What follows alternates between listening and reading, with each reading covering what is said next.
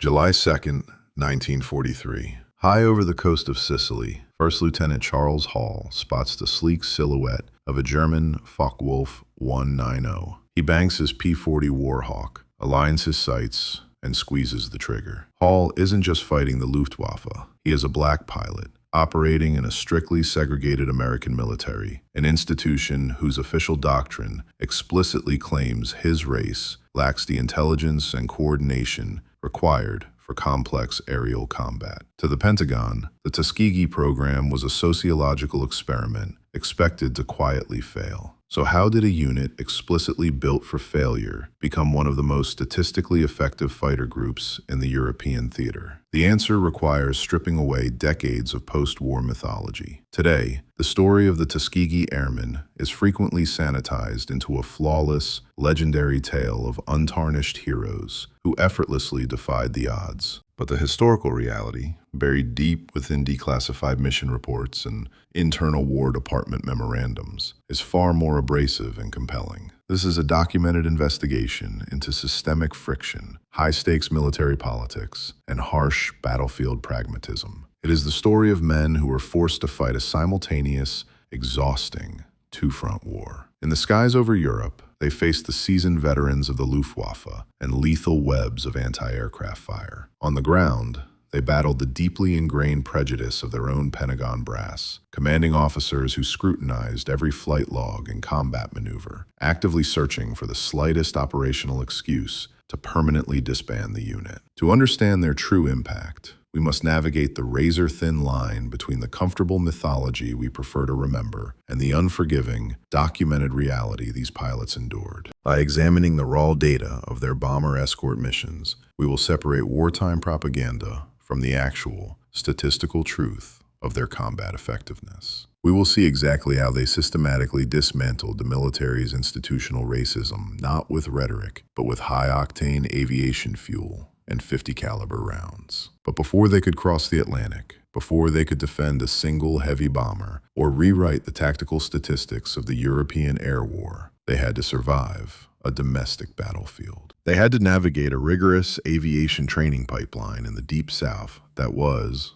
by its very administrative design, meticulously engineered to break them. In early 1941, the United States Army Air Corps did not want black fighter pilots. The establishment of the 99th Pursuit Squadron was not a tactical military decision born out of a desperate need for manpower. It was a forced political concession. Under mounting pressure from civil rights organizations, a highly vocal black press, and the looming calculus of a presidential election, the Roosevelt administration ordered the War Department to create a segregated flying unit. The military brass complied, but they did so with a deeply cynical caveat. They viewed the entire program as a sociological experiment, one they fully intended to see fail. The prevailing military doctrine at the time explicitly stated that black Americans lacked the psychological fortitude, the raw intelligence, and the physical reflexes required to operate complex, high-performance machinery under the unforgiving stress of aerial combat. Consequently, the aviation pipeline established in the heart of Alabama was not designed to produce combat-ready aviators. It was meticulously engineered to prove a pre-existing prejudice. The training grounds at the Tuskegee Institute, and later the Tuskegee Army Airfield, represented a profound physical and psychological isolation. Immersed in the Deep South and governed by strict local segregation laws, the cadets were cordoned off, not just from the civilian population, but from the broader American military apparatus. Every aspect of their existence was compartmentalized. The Army Air Forces established rigorous flight standards for these cadets, rigorously matching those of white trainees, but paired them with structural bottlenecks deliberately designed to throttle the unit's viability. The quotas were impossibly rigid. While white pilot training programs were rapidly expanding across the country to meet the crushing demands of a looming global war, the Tuskegee program was strictly, artificially limited. Only a handful of cadets were accepted per class. If a white cadet washed out of pursuit training, he was routinely reassigned to multi-engine bombers, transport planes, or navigation schools. If a black cadet washed out, he was usually transferred straight to menial ground duties. There was no safety net, no secondary path to the cockpit. The required passing grades were quietly monitored and leveraged to ensure that only the absolute elite could survive the washout phase, keeping the overall numbers critically low. Furthermore, the training was hampered by a deliberate lack of institutional support. While white squadrons were seeded with seasoned combat veterans who could pass down real-world tactical knowledge and survival instincts, the 99th was forced to rely almost entirely on instructors who, while highly skilled aviators, had been systematically denied any actual combat experience themselves. For over a year after the attack on Pearl Harbor, while white squadrons were hastily deployed to the Pacific and European theaters, the men of the 99th were kept in an agonizing holding pattern. They flew simulated missions over the Alabama countryside again and again, trapped in a bureaucratic purgatory. High command assumed that endless delays, coupled with strict disciplinary oversight, would erode the men's morale and trigger localized mutinies or mass resignations. This would provide the perfect administrative excuse to shutter the program before a single plane ever crossed the Atlantic. But the men did not break. By the spring of 1943, the sheer political optics of holding hundreds of fully trained fighter pilots stateside while the Allies fought a bloody campaign in the Mediterranean became untenable. The 99th Fighter Squadron was finally authorized for combat deployment. They arrived in French Morocco, eventually attaching to the 33rd Fighter Group under the command of Colonel William Momeyer. The reception was icy. The unit was kept physically separate from their white counterparts, effectively operating as an orphan squadron within a supposedly unified command structure. Then came the logistical reality of their assignment. The 99th was equipped with the Curtiss P-40 Warhawk. By the spring of 1943, the early models of the P-40 were rapidly becoming obsolete for frontline dogfighting. It was a rugged, heavy, low-altitude fighter, decisively outclassed in climb rate, maneuverability, and high-altitude performance by the Luftwaffe's Messerschmitt Bf 109s and Focke-Wulf 190s that were currently dominating the skies over the Mediterranean. Putting rookie pilots in outdated aircraft was a standard military practice for secondary theaters. But for the 99th, it was just another weight placed on an already tilted scale. More crippling than their aircraft, however, were their mission parameters. The Army Air Forces assigned the 99th strictly to ground attack, tactical reconnaissance, and coastal patrol duties. As the Allied forces pushed eastward across North Africa and prepared for the amphibious invasions of Pantelleria and Sicily, the 99th was deliberately assigned patrol sectors miles away from anticipated enemy air activity. They spent their initial combat tours staring at empty stretches of the Mediterranean Sea or dropping fragmentation bombs on undefended dirt roads, isolated supply mules, and abandoned Italian gun positions. They were executing their assigned missions exactly as ordered. They were providing essential, unglamorous tactical support for the advancing Allied infantry. But in the ruthless mathematics of fighter aviation, ground support does not generate headlines, and it does not yield aerial victories. An aerial victory, shooting down an enemy plane in air-to-air combat, was the sole metric by which fighter squadrons were judged by the top brass in Washington. You cannot shoot down enemy fighters if you are explicitly ordered to fly at 3,000 feet over coastal sectors where the enemy does not exist. It was a flawlessly designed bureaucratic trap. The system intentionally kept them away from the Luftwaffe, ensuring they would score no aerial victories, and then prepared to use that exact lack of victories as definitive proof of their racial inferiority. Throughout their first few months in theater, the ledger of the 99th Pursuit Squadron remained stubbornly blank in the air-to-air combat column. To the pilots in the cockpits, this was simply the frustrating mathematical result of their operational parameters. But to the commanders observing from the rear echelons, it was precisely the evidence they had been waiting for. The self-fulfilling prophecy was finally coming to fruition. Armed with the statistical reality of 0 enemy kills,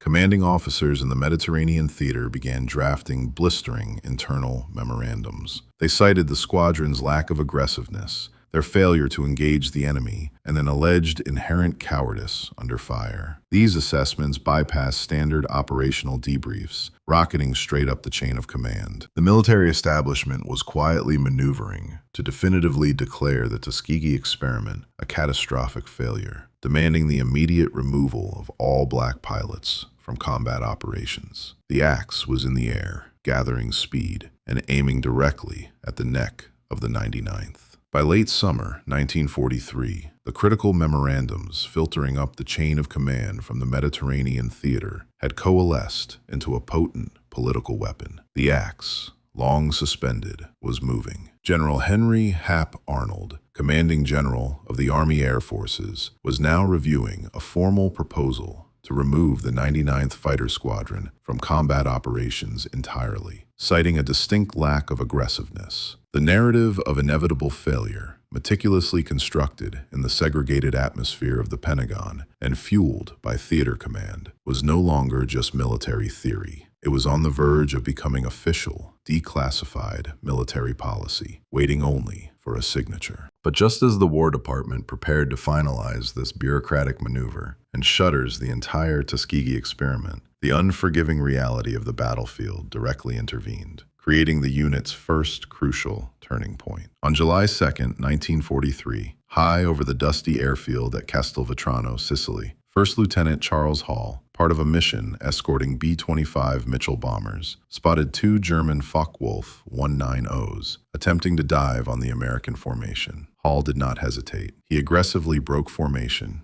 dove, and engaged. With a burst of .50 caliber fire, he sent one of the sleek German fighters spiraling into the Mediterranean. It was the first confirmed aerial victory scored by a black pilot in American military history. News of the kill, confirmed by multiple gun camera films and witnesses, electrified the black press back in the United States. It simultaneously created an excruciating dilemma within the halls of power. It became politically impossible to quietly disband a combat unit that had just made history. This single combat maneuver forced an angry, mandatory, and crucially, an objective review of actual tactical data. The ensuing analysis, conducted by the G3 Operational Division of the Army Air Forces, revealed a reality that completely contradicted the racist narrative currently paralyzing the War Department. When the statistics were scrutinized in a neutral light, stripping away the command bias of officers like Maumeier, the numbers did not lie. Despite operating older, slower Curtiss P-40 Warhawks, and despite being continuously assigned to geographically isolated, suboptimal sectors away from major enemy air activity, the actual performance metrics of the 99th were stunning. When compared directly to the white P-40 squadrons operating in the exact same theater with the same flight time and logistical constraints, the Tuskegee pilots' mission success rates, mechanical reliability, and overall combat effectiveness metrics were completely identical. There was no statistical failure. The narrative of inferiority was exposed as purely administrative fiction. The military brass, boxed in by their own raw data and facing a mounting political storm, were forced to make a purely pragmatic decision. In the ruthless logic of global war, they could not afford to lose seasoned fighter pilots. The axe was halted, and the pilots of the 99th were ordered to keep flying, clearing the bureaucratic mechanism for a transition to an entirely new, high-stakes mission that would define their legacy over the ruins of Fortress Europe. The survival of the 99th Fighter Squadron in the Mediterranean theater was not merely a reprieve from the bureaucratic guillotine. It served as the administrative foundation for a massive, unprecedented expansion. By the summer of 1944, the American military apparatus in Italy was undergoing a profound strategic reorganization. The 99th was folded into a larger, newly deployed, all-black aviation unit, the 332nd Fighter Group, joined by three fresh squadrons, the 100th, the 301st, and the 302nd. The Tuskegee Airmen were no longer a small, isolated, experimental unit conducting low-level strafing runs over forgotten coastal roads. They were now a fully integrated component of the 15th Air Force, operating out of Ramitelli Airfield on the Adriatic coast of Italy, and their operational mandate had shifted drastically. The 15th Air Force had a very specific, highly lethal objective: the systematic annihilation of the Axis industrial underbelly. While the 8th Air Force battered Germany from bases in England, the 15th was tasked with launching massive daylight precision bombing raids from the south. Their targets lay deep within the most heavily defended airspace on the planet. The sprawling oil refineries of Ploiești in Romania, the dense railroad marshalling yards of Munich, the aircraft manufacturing plants hidden in the Austrian Alps, and the synthetic fuel facilities scattered across southern Germany. To accomplish this, the 15th Air Force utilized armadas of heavy bombers, primarily the Boeing B-17 Flying Fortress and the consolidated B-24 Liberator. These four-engine Leviathans were engineering marvels of their time, bristling with 50-caliber machine guns and designed to fly in massive, tightly packed defensive formations known as combat boxes. The theory championed by early American air power advocates was that a dense, overlapping grid of heavy machine gun fire generated by hundreds of bombers flying in unison would be impenetrable. The prevailing doctrine dictated that the heavily armed bomber would always get through. But by 1944, the brutal reality of the skies over Europe had completely shattered that theory. The combat box was not impenetrable. Without fighter escorts to protect them, the heavy bombers were being systematically slaughtered by the Luftwaffe. In deep penetration raids throughout 1943, American bomber groups had suffered catastrophic, unsustainable casualty rates. The German interceptors had realized that a bomber formation, no matter how heavily armed, was ultimately a large, slow-moving target. The bombers desperately needed a shield. They needed long-range fighter escorts that could fly with them from takeoff to the target and back again. This was the new critical role assigned to the 332nd Fighter Group. And to execute it, they were finally equipped with the weapon that would define their legacy, the North American P-51 Mustang. The transition to the Mustang was a technological revelation. The aircraft they had previously flown, the heavy P-40 Warhawks, the sluggish P-39 Airacobras, and the rugged but fuel-thirsty P-47 Thunderbolts, were simply incapable of fulfilling the long-range escort mission profile. But the P-51 was a masterpiece of aeronautical engineering. When American airframe designers married a sleek, aerodynamically pristine fuselage featuring a revolutionary laminar flow wing with the supercharged, liquid-cooled power of a British-designed Rolls-Royce Merlin engine, they created a machine that fundamentally altered the geography of the air war. The Mustang was fast, capable of exceeding 430 miles per hour. It was agile, able to outturn and outdive the primary German fighters at high altitudes. But most importantly, it possessed unprecedented range. Fitted with specialized external drop tanks under its wings,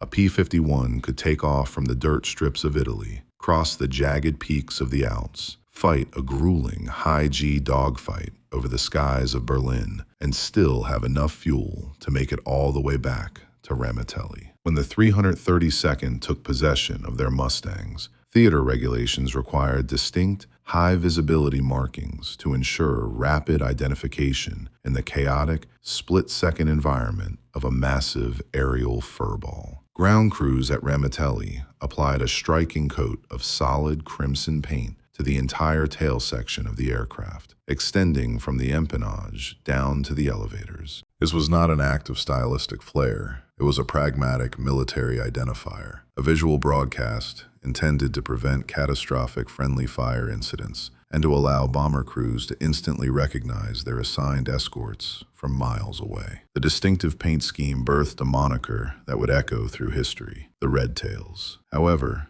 possessing a superior aircraft and a recognizable paint scheme was not enough to guarantee success in the lethal mathematics of strategic bombing. The true defining characteristic of the 332nd Fighter Group was not their machinery, but their commanding officer, and the rigid, almost draconian tactical philosophy he imposed upon his men. Colonel Benjamin O. Davis, Jr. was a man forged in the crucible of institutional isolation. As the first black cadet to graduate from the United States Military Academy at West Point in the 20th century, Davis had survived 4 years of being officially silenced, a sanctioned practice where no white cadet spoke to him outside of strict official duties. This grueling psychological endurance test had produced an officer of unyielding stoicism, absolute discipline, and profound political awareness. Davis understood with absolute clarity that the racist military establishment in Washington was still watching the Tuskegee experiment, waiting patiently for them to fail on this larger stage. He knew that their survival as a unit and the broader implications for the desegregation of the American military depended not on individual heroics, but on undeniable, collective, operational utility. In the dim, canvas-tented briefing rooms at Ramitelli, Davis issued an operational directive that directly contradicted the established,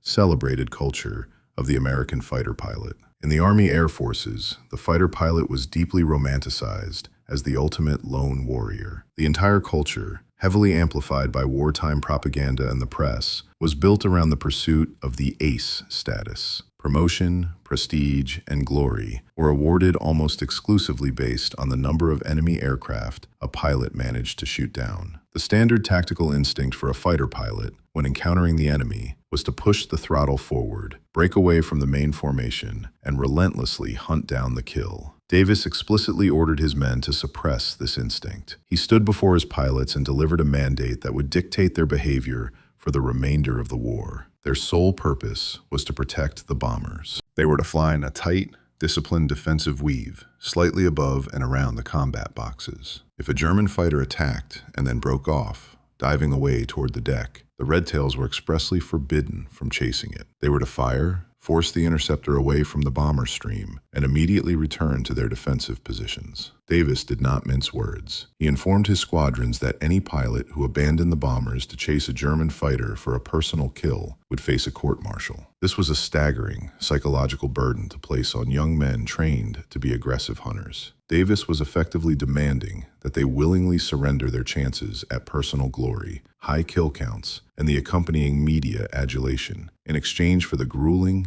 unglamorous, and highly dangerous task of acting as a flying shield. The physical reality of executing this order was a daily descent into a freezing, exhausting hell. A typical escort mission for the 332nd began hours before dawn. The pilots would navigate the muddy taxiways of Ramitelli, the massive Packard Merlin engines of their Mustangs deafening in the early morning darkness. Taking off, heavily laden with fuel and ammunition, they faced a long, slow, agonizing climb to rendezvous with the bomber streams at altitudes exceeding 25,000 feet. At these altitudes, the environment itself was as lethal as the Luftwaffe. The air temperature routinely plummeted to 40 or 50 degrees below zero. The cockpits of the P-51s were unpressurized and poorly heated. Pilots wore thick, cumbersome sheepskin flight suits and heavy boots. Yet frostbite was a constant, crippling threat. A malfunctioning oxygen mask meant unconsciousness and death from hypoxia within minutes. Moisture from a pilot's breath could freeze inside the oxygen regulator, choking them in the stratosphere. In this hostile, blindingly bright, and freezing environment, the pilots had to fly in tight formations, constantly craning their necks, scanning the vast, empty skies for the telltale specks or contrails that signaled incoming German fighters, all while violently wrestling the controls of an aircraft fighting the thin air. And when the enemy did arrive, the discipline of the 332nd was tested to its absolute limit. By the latter half of 1944, the Luftwaffe was bleeding, but it was far from defeated. The forces tasked with the defense of the Reich were driven by a desperate, pragmatic urgency. The German commanders on the ground and the pilots in the air recognized that the American heavy bombers were systematically dismantling their capacity to wage war. If the synthetic oil plants were destroyed, the panzer divisions would grind to a halt. If the rail yards were obliterated, the logistics network would collapse. Consequently, the Luftwaffe's entire tactical doctrine shifted. They cared absolutely nothing about engaging in dogfights with American P-51s. Their sole, overarching objective was to break through the fighter screens and destroy the heavy bombers by any means necessary. To achieve this, the Luftwaffe developed brutal, highly coordinated interception tactics. Ground controllers utilizing advanced radar networks would vector massive formations of German fighters, often 50 to 100 aircraft at a time, into the path of the incoming American bomber streams. The German tactical approach relied heavily on exploiting the aggressive instincts of the American fighter escorts. A standard Luftwaffe maneuver involved sending a small, fast element of Messerschmitt Bf-109s to approach the bomber formation and feign vulnerability. These bait aircraft would make a shallow pass, explicitly attempting to draw the American P-51s away from the bombers. If the American escorts took the bait, if their desire for a kill overrode their discipline, they would push their noses down and dive after the fleeing Messerschmitts, chasing them down into the lower altitudes. The moment the American fighters abandoned their posts, the true attack would commence. Lurking just out of sight, massive formations of Focke-Wulf 190 Sturmbok, heavily armored battering ram variants, armed with devastating 30mm Mk108 cannons, would plunge out of the sun. Without the fighter escorts to disrupt them, the Focke-Wulfs would tear into the naked bomber boxes, closing to point-blank range, absorbing defensive fire with their heavy armor plating, and shredding the bombers with explosive cannon shells. This exact decoy tactic worked time and time again against numerous white American fighter groups, whose pilots routinely abandoned the bombers in pursuit of individual kills, leaving the heavy bombers to be slaughtered. But when the Luftwaffe attempted this maneuver against the heavy bombers escorted by the Red Tails, the dynamic fundamentally shifted. The German Bf-109s would appear, flashing their bellies, diving away, offering a seemingly easy kill. Inside the cockpits of the red-tailed Mustangs, the temptation was agonizing. The instinct to push the throttle and dive was overwhelming. But the voice of Benjamin O. Davis Jr. and the threat of court-martial echoed louder than the roar of the Merlin engines. The Tuskegee pilots held their altitude. They refused the bait. They maintained their tight defensive weave above the bomber's stream, constantly crisscrossing the airspace, providing a solid, impenetrable ceiling of overlapping flight paths. When the heavily armed Focke-Wulf 190s arrived, expecting to find the bombers exposed and vulnerable, they instead slammed directly into a coordinated, disciplined wall of 50 caliber machine gun fire from the waiting Mustangs. Because the Red Tails refused to scatter, the Luftwaffe interceptors were forced to fight their way through a fully intact, highly aggressive defensive screen just to get near the bombers. The resulting engagements were not the swirling, elegant dogfights depicted in Hollywood films.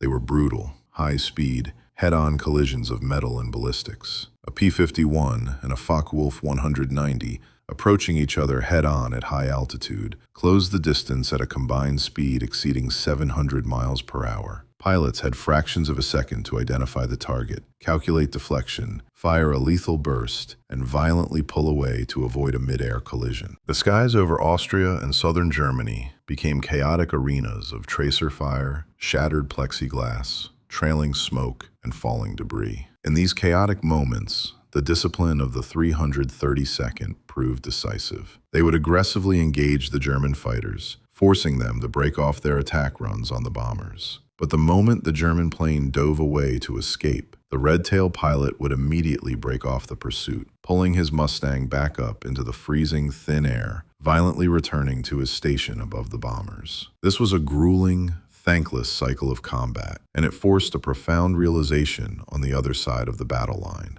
For decades, post-war narratives have occasionally suggested that the Luftwaffe recognized the race of the Tuskegee Airmen and bestowed upon them romanticized nicknames out of a deep, abiding respect, dubbing them the Schwarze Vogelmenschen, or Black Birdmen. This is a documented fabrication, a myth largely invented by post-war public relations and enthusiastic historians. The archives of the Luftwaffe, the debriefing reports of the Jagdgeschwader commanders, and the surviving diaries of German fighter pilots reveal a much colder, more pragmatic reality. The German pilots flying at 25,000 feet, breathing bottled oxygen, and wrestling with heavy G-forces, could not see the skin color of the men sitting behind the armor glass of the American Mustangs. They were operating in an environment of extreme speed, blinding glare, and constant terror. To the intelligence officers of the Luftwaffe, meticulously tracking the movements of the American 15th Air Force, the 332nd Fighter Group was simply an operational identifier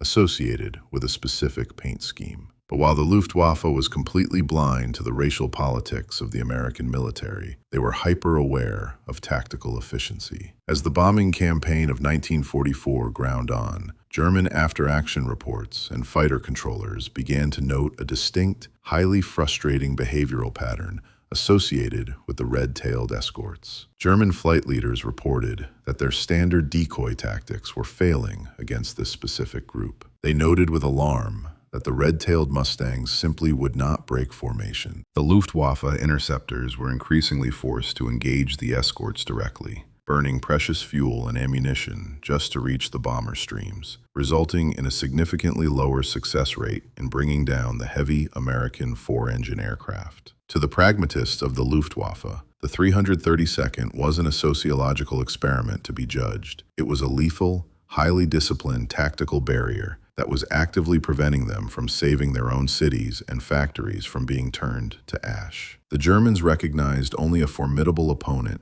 that severely disrupted their defensive doctrine. In response, the Luftwaffe commanders in southern Germany had to adjust their strategies, vectoring heavier concentrations of fighters against the Red Tails, desperately trying to overwhelm their defensive weave with sheer numbers. The combat grew increasingly fierce, pushing the Tuskegee Airmen to the absolute limits of their endurance and their aircraft's capabilities. Yet, the discipline held. Mission after mission, over the oil fields of Ploesti, over the rail yards of Vienna, and over the heavily defended skies of Munich, the 332nd Fighter Group absorbed the punishing blows of the Luftwaffe and maintained their protective screen. The statistical consequences of this discipline were profound, but they came at a heavy cost to the pilots' individual records. Because they explicitly refused to abandon the bombers to hunt down fleeing German aircraft, the Tuskegee Airmen rarely registered the massive multi-kill missions that made headlines for white fighter groups. The 332nd produced 0 fighter aces during the entirety of the Second World War. To a superficial observer sitting behind a desk in the Pentagon, looking only at the total number of enemy aircraft destroyed, it might have appeared that the unit was underperforming, perhaps even validating the old racist memorandums that accused them of lacking aggressiveness. But the bomber crews of the 15th Air Force did not care about fighter pilot kill counts. The 10 men trapped inside the aluminum hull of a B-24 Liberator,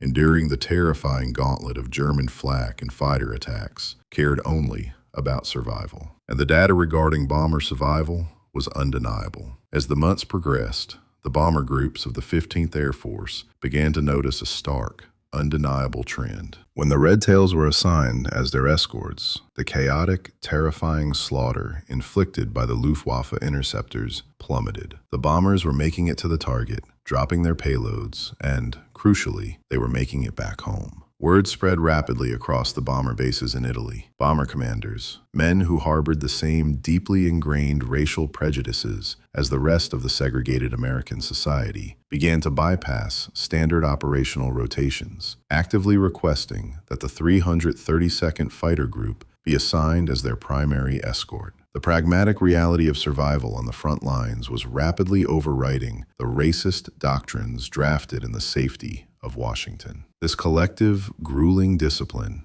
executed day after day in the freezing skies over Europe, forged a combat record that was undeniably extraordinary. It was a record built not on the glamorous pursuit of individual glory, but on the cold, mathematical reduction of bomber casualties. The Tuskegee Airmen were succeeding not because they were supermen, but because they were executing a superior tactical doctrine with unyielding precision. However, the sheer impressiveness of this documented statistical reality would eventually take on a life of its own. Decades after the war ended, as the true narrative of the 332nd Fighter Group was slowly integrated into the broader American consciousness, their deeply pragmatic, hard-fought combat record would begin to warp. It would slowly mutate, shifting away from the gritty, documented reality of wartime attrition and harden into an unshakable, absolutely perfect legend. The legend crystallized into a single, unassailable sentence. The Red Tails never lost a bomber to enemy fire. For decades after the Second World War, this absolute claim was repeated as unquestioned gospel. It appeared in memoirs, popular histories, and official retrospectives. It was a comforting, sanitized narrative, a cinematic ending to a story of systemic prejudice. It suggested a flawless, magical shield that defied the brutal mathematics of aerial warfare. But in the ruthless theater of global conflict, perfection is an illusion, and burying the Tuskegee Airmen under an impossible myth actually obscures the raw, terrifying reality of what they accomplished. When military historians finally bypassed the post-war press releases and dug into the actual declassified daily mission reports of the 15th Air Force, a very different picture emerged. By cross-referencing the bomber group casualty logs with the 332nd specific escort assignments, the flawless ledger was broken. The archival data confirmed that German interceptors did, in fact, punch through the defensive screens. Over the course of their bomber escort operations, at least 27 heavy bombers under the direct protection of the Tuskegee Airmen were shot down by enemy aircraft. 27 times, the defensive weave was overwhelmed by sheer numbers or tactical surprise. 27 times, American aircraft plummeted from the sky, while their red-tailed escorts fought desperately and unsuccessfully to save them. To a casual observer, breaking this myth might seem like a demotion of their legacy. In reality, injecting this gritty, documented truth makes their tactical achievement far more staggering. The loss of 27 bombers proves that the 332nd was not flying quiet routes. They were fighting in the exact same meat grinder as everyone else, bleeding in a highly lethal, unpredictable airspace where casualties were a statistical certainty. But the true measure of a fighter group is not perfection, it is comparative attrition. When the casualty rates were averaged out across the entire 15th Air Force, the actual context of those 27 losses became clear. While the Red Tails lost 27 bombers to enemy aircraft, the average loss rate for the other fighter groups in the same command, flying similar missions, was 46. Some groups lost well over 50. The Tuskegee Airmen did not possess a magical shield. They possessed an unparalleled operational discipline that essentially cut the standard casualty rate in half. They did not prevent death entirely, but they mathematically mitigated it better than nearly anyone else in the theater. Their success was not a product of mythological invincibility, but of a cold, calculated doctrine that accepted hard realities to prevent catastrophic slaughter. It was a doctrine tested by the heavy cannons of the Focke-Wulfs and the chaotic interceptions over Austria. But this hard-fought operational framework was about to collide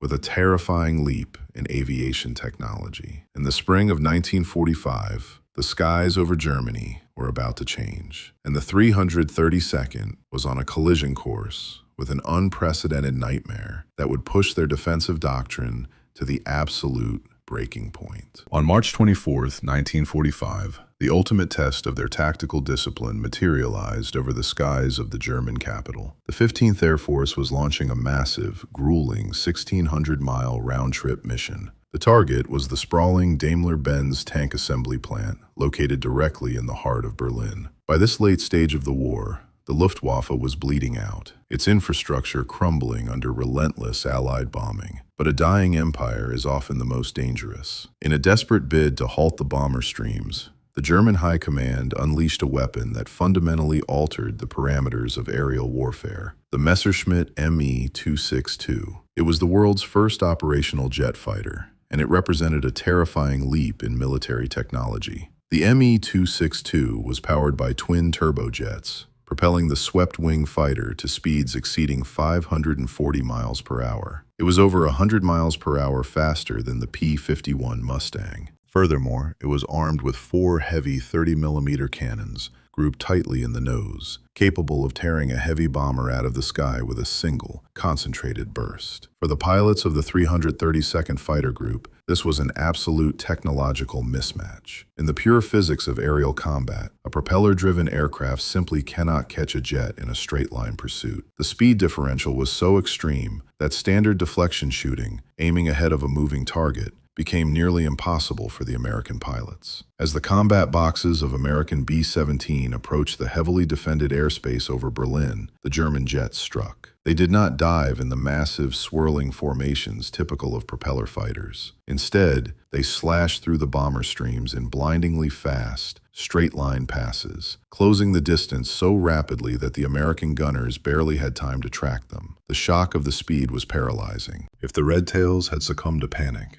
or if they had abandoned their defensive weave to try and chase the jets across the sky, the bombers would have been systematically ripped apart. But the relentless discipline forged in the freezing skies over Italy held firm. The Tuskegee Airmen realized immediately that they could not rely on raw engine power to defend the fleet. They had to rely on calculated maneuvers and physics. The Me-262 had one critical vulnerability. At high speeds, its turning radius was massive, and its early turbojet engines were incredibly sluggish to accelerate if the pilot was forced to bleed off speed. The American pilots used their altitude advantage. Maintaining their tight stations high above the bombers, the Red Tails waited for the German jets to begin their attack runs. When the Messerschmitts committed to a trajectory, the P-51s aggressively pushed their noses down, converting altitude into extreme kinetic energy. By diving, the Mustangs briefly closed the speed gap, intercepting the jets not from behind, but by cutting across the lethal geometry of their attack vectors.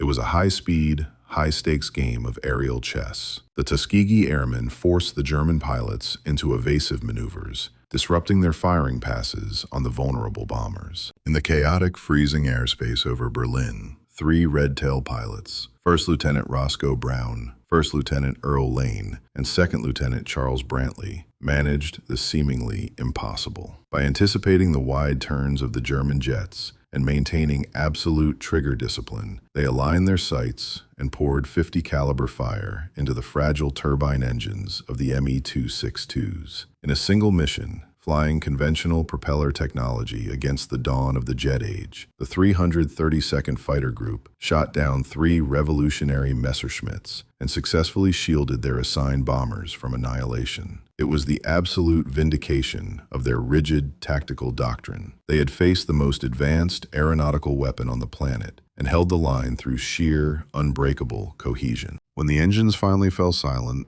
and the smoke cleared over the ruins of Berlin, the Tuskegee Airmen left behind a combat record written not in post-war mythology, but in iron, aviation fuel, and blood. It was a flawless, undeniable operational ledger that was about to cross the Atlantic, ready to wage a completely different kind of war against the segregated laws of the United States. The flawless operational ledger forged over Berlin and Ploesti ultimately answers the question posed by First Lieutenant Charles Hall's lone victory over Sicily 2 years earlier. How did a doomed sociological experiment actually succeed? The answer was never rooted in the sanitized, heroic mythology of untouchable aviators, nor in the fabricated legends of an enemy bestowing them with romanticized titles of respect. The Tuskegee Airmen succeeded because they weaponized cold, irrefutable data. They did not fight an adversary obsessed with their race. They fought a lethal, pragmatic Luftwaffe that tested their escort discipline to the absolute limit. In surviving that meat grinder, the 332nd Fighter Group did something far more dangerous to the American military establishment than simply shooting down enemy aircraft. They mathematically cornered the Pentagon. For decades, the foundation of systemic segregation in the military was anchored by the 1925 Army War College Study, an official doctrine concluding that Black Americans